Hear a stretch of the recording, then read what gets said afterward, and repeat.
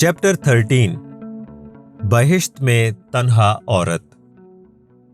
عورت جب خدا اور اپنے خاوند کی مکمل اطاعت گزاری کے بعد جنت میں داخل ہوگی تو وہاں کے حور کے ساتھ اسے سخت مقابلے بازی یعنی کمپٹیشن کا سامنا ہوگا۔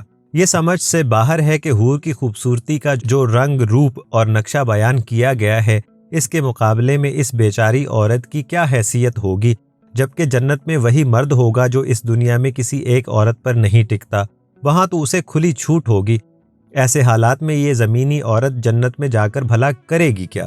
جنت کی آبادی یعنی ڈیموگرافی کا تجزیہ کریں کہ وہاں کے رہنے والوں میں آپس کے تعلقات کس طرح کے ہوں گے، ماحول کے ساتھ ان کا رشتہ کس طرح کا ہوگا، وہ زندہ کس طرح رہیں گے، وغیرہ وغیرہ۔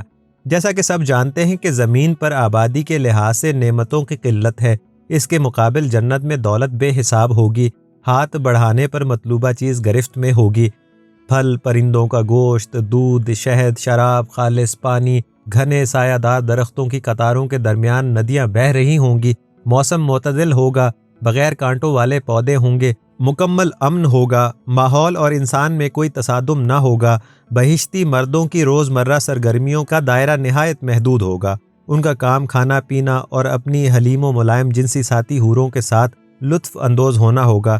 جنت میں آرام ہی کام ہوگا، زندگی تمام جد و جہد سے مستثنی ہوگی۔ سونا، چاندی، ہیرے جواہرات اور سلک کے قیمتی لباس جنت کے شہریوں کا عام لبادہ ہوں گے۔ فرنیچر میں گدے، بستر، تکیے، قالین اور پینے کے لیے شیشے کے جام ہوں گے۔ البتہ کرنے کا کام ایک ہی ہوگا اور وہ ہے حوروں کے ساتھ ہم بستری، اس کے علاوہ مکمل بیکار رہنا ہوگا۔ جنت کا ایک اور حیرت انگیز پہلو ہے، وہاں کا ماحول آپ پر مکمل مہربان ہوگا۔ ادھر خواہش کریں گے ادھر چیز سامنے ہوگی، لیکن اس کے باوجود وہاں پر نوکر یعنی غلمان دستیاب ہوں گے۔ حالانکہ جنت میں سب کام خود بخود ہو جائیں گے۔ یہ جنسی لحاظ سے نر، نوجوان اور خوبرو ہوں گے۔ ان کا مقصد بہشتی مردوں کی خاطرداری کرنا بتایا جاتا ہے۔ وہاں ابدی جوانیاں اہل ایمان کے انتظار میں بیٹھی ہوں گی۔ یہ نہیں معلوم زمینی عورت اور حور کے درمیان تعلقات کس نوعیت کے ہوں گے اور ان دو عورتوں کی جنتی مرد کے ساتھ تعلقات کی کیا صورت ہوگی۔ ایک اور غیر واضح پہلو یہ ہے کہ کیا جنت میں بچے ہوں گے اور کیا وہ ہمیشہ بچے ہی رہیں گے؟ جنت کی سماجی ساخت کیا ہوگی؟ کیا جنت میں سب افراد کا رتبہ ایک جیسا ہوگا؟ کیا وہاں خاندانی وحدت کا بھی وجود ہوگا؟ کیا بہشتی فیملی میں جوڑے کا بھی تصور ہوگا؟ مقدس ذرائع ان کے متضاد جوابات دیتے ہیں۔ ایک ایمان یافتہ عورت اپنے ذاتی اعمال کے نتیجے میں بھی جنت جا سکے گی اور ایمانی مرد کی بیوی کے صلے کے طور پر بھی۔ جنت کو مکمل طور پر مرد کی خواہشات اور ضرورتوں کے مطابق بنایا گیا ہے۔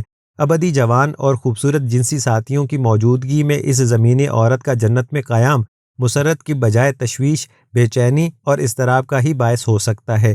جو بھی نیک کام کرے گا، مرد یا عورت، جنت میں جائے گا۔ لیکن جب ہم جنت کے مکان، ماحول اور قیام سے متعلق بندوبست پر غور کرتے ہیں تو پتہ چلتا ہے کہ بہشت کی ساری تنظیم جنسی بنیادوں پر کی گئی ہے اور اسے جن اشیاء سے لیس کیا گیا ہے وہ ساری کی ساری صرف مردوں کے استعمال کے لیے ہیں۔ سدا تازہ جوان جنسی ساتھی کی موجودگی میں زمینی عورت کی وقت نہ ہونے کے برابر ہی ہو سکتی ہے۔ اس کی جنسی ضروریات سے حیرت انگیز طور پر امغاز اور لاتعلقی برتی گئی ہے۔ زمینی زندگی ہو یا بہشتی، بات ایک ہی ثابت ہوتی ہے کہ عورت کو انسان نہیں سمجھا گیا۔ عورت ایک اضافی اور ثانوی مخلوق ہے۔ جہاں تک مردوں کی ضروریات کا تعلق ہے، اسے مزے لے لے کر تمام باریکیوں اور جزیات کے ساتھ بیان کیا گیا ہے، بلکہ پیرایہ بیان میں مردوں کی جنسی خواہشات کو ابھارنے کی کوشش کی گئی ہے۔ حوروں کی آنکھوں، عمر، کردار اور ان کے پردہ بکارت کے بارے میں تفصیل سے روشنی ڈالی گئی ہے، لیکن زمینی عورتوں کے بارے معمولی سا ذکر بھی کہیں نہیں کیا گیا۔ حوروں کا ایسا نقشہ کھینچا گیا ہے کہ وہاں زمینی عورت کے وجود کا کوئی مطلب نہیں رہ جاتا۔ سوال یہ ہے، اس سارے ماحول میں اس زمین کی عورت کیا کر رہی ہوگی جس نے بڑے خشوع و خضوع سے خدا کے بتائے ہوئے نیک اصولوں کے مطابق زندگی گزاری تھی؟ اس سارے تناظر میں یہ بات واضح ہو جاتی ہے کہ جنت میں دنیاوی عورت محض وہاں ایک سائے کی طرح زندگی گزارے گی۔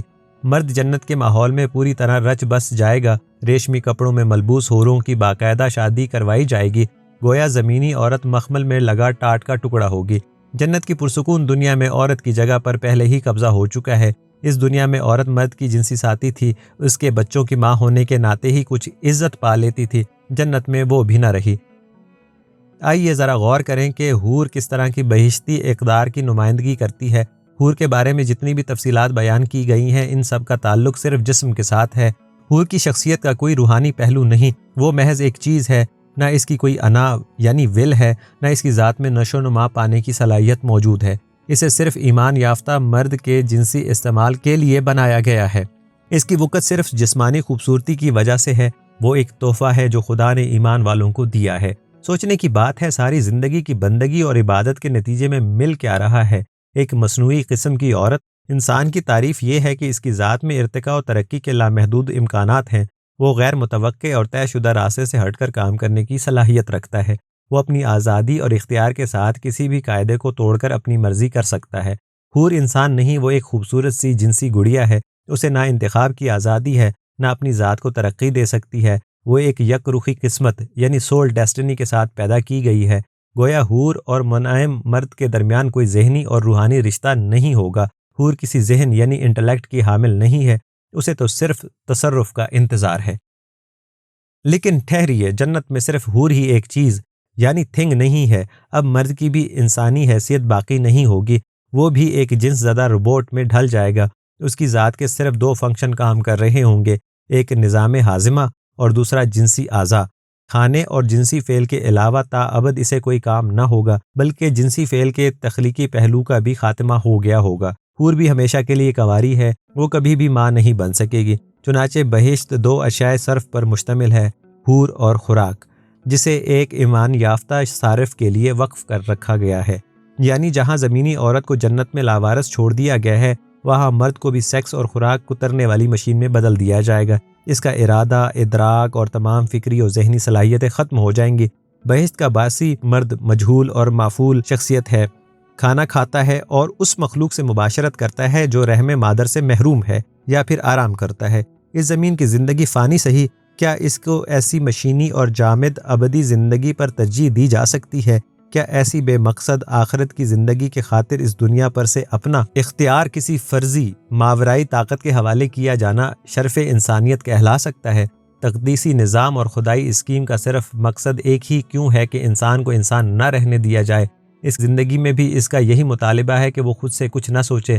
بنا بنایا پورا تصور کائنات اور ضابطۂ حیات اس کے ہاتھ میں تھما دیا جاتا ہے کہ اب تم اپنی عقل اور شعور کے سب ہتھیار خدا کی بارگاہ اور اس کے مقربین کے حوالے کر دو، جو تم سے کہا جائے وہ کرو۔ تم غلام ہو، اپنی مرضی نہیں کر سکتے۔ اور جنت میں بھی انسان سے مرضی اور ذہنی قوت چھین لی جاتی ہے۔ عورت کو جنت میں بھیج کر نہ صرف فراموش کر دیا جاتا ہے، اس دنیا میں اس سے تقاضا کیا جاتا ہے کہ وہ غلام بن کر زندگی بسر کرے۔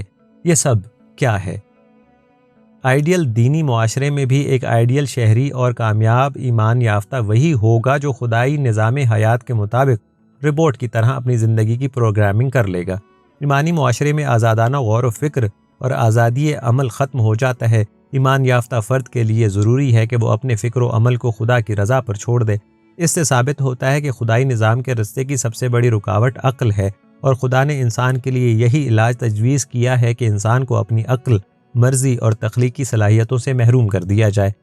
اگر کٹر مذہبی لوگوں کو دیکھیں تو آپ کو ان کے دو ہی نظام کام کرتے دکھائی دیتے ہیں، ایک سیکس اور دوسرا ہاضمے کا۔ کھانے اور بچے پیدا کرنا، اس دنیا میں ان کے دو ہی کام ہیں۔ اس کے علاوہ وہ خدا کے پروپیگنڈے کے سوا کچھ نہیں کرتے۔